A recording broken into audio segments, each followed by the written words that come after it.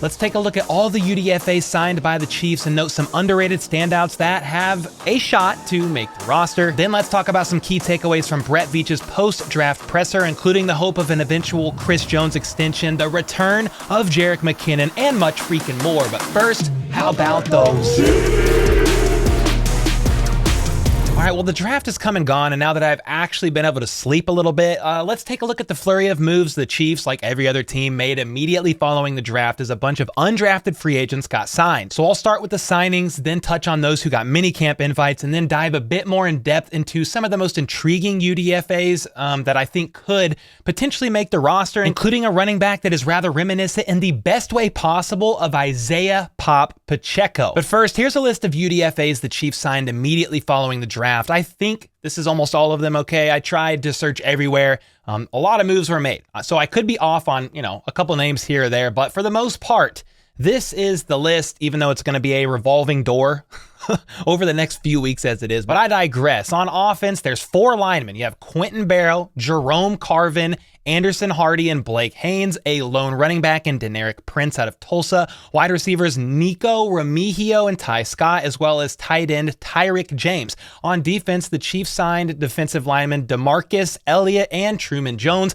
linebackers Cam Jones and Isaiah Moore, and then a bunch of defensive backs, safeties Anthony Cook, Martez Manuel, and Isaiah Norman, cornerbacks Alonzo Davis, Reese Taylor, and Anthony Witherstone, as well as one specialist, punter Jake Girardi. And as far as the minicamp invites are concerned, here's the entire list of what I've found, but there is no way I'm reading all those names to you. There's too many, but a couple of standouts to me are Siriman Harrison, Bagayogo, Echo Boydo, Zane Pope, and Chizzy Umanankwe, mainly because their names are freaking awesome. Imagine having the last name Bagayogo. It don't get much better than that. Anyway, from here, I want to take a look at some standout UDFAs that the Chiefs signed, players that could end up fighting for a roster spot, are kingdom favorites, or are just talented prospects in general. And the first player is Indiana linebacker Cam Jones. He's 6'1", 226 pounds, and is coming off a season with 54 tackles, 3 TFLs, a sack, forced fumble, and pass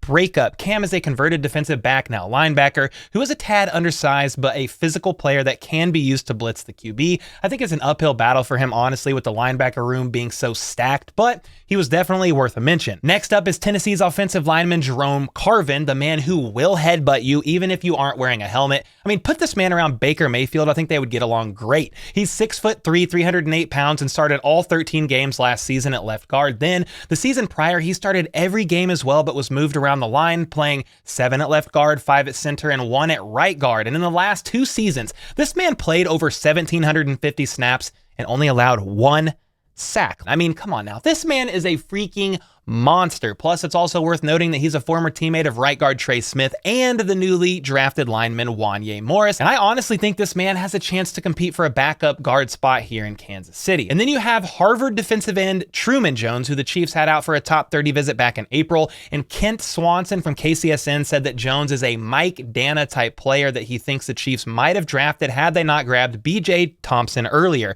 He's a 6'4", 242 pound edge who played in all 10 games last season, leading the team in tackles for loss with 13, sacks with 6, QB hurries with 6, and blocked field goals with 3. 3 blocked kicks. I like that a lot. Anyway, he's quick off the edge and possesses accurate snap anticipation and timing to beat blockers off the edge, but one knock is that he didn't play against NFL caliber tackles during his college career, so we'll have to see how he does at minicamp and progresses through OTAs and all that good stuff. And next up is Fresno State wide receiver and return specialist Nikko Remigio, who's coming off a career year in 2022, catching 74 passes for 852 yards and 6 touchdowns. He's 5'11", 185 pounds, and ran a 4.56 40. He's a bit undersized, but a slot receiver who has good speed, quickness, and change of direction. He's labeled as an above average route runner who has the ability to get off the line with quickness and agility, and also has good hands as well as ball tracking skills over the shoulder. So not only has this man shown he can produce on offense by being the second leading receiving weapon on the team,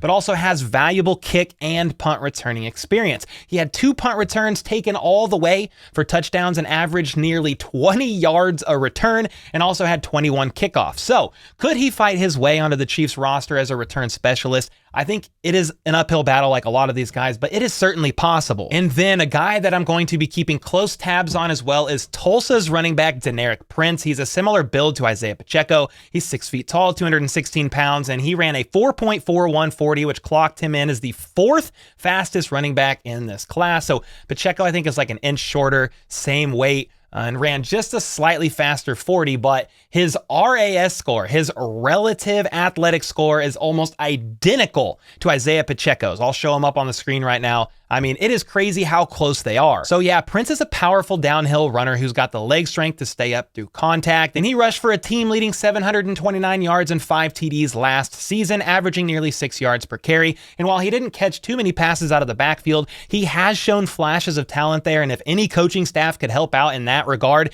it's going to be the Kansas City Chiefs. I mean, if this man, Deneric Prince, who autocorrect turns to generic, but he's anything but. If he performs well at minicamp and shows similar flashes that Pacheco did last year, this guy could legit find his way onto the back end of the roster, if not at the very least, make the practice squad. And with all that being said, you guys got to let me know which UDFAs stand out the most to you that the Chiefs have signed so far, and give me your reasons why. I'd love to see if some of the same players stood out to you as they did for me, or if there are any others on your list that I didn't mention. Either way, let me know your thoughts on that in the comments down below. And from here, I want to go over some of the key takeaways from Chiefs GM Brett Veach's post-draft presser that was earlier this afternoon. Regarding round 1, Veach said they had a range in the early to mid-20s. They inquired about trading up, but the asking price was a bit too high, and after that, there really wasn't a team interested in trading back with them, so the Chiefs opted to stay put and chose Felix at the end of round 1, and they are happy with that pick.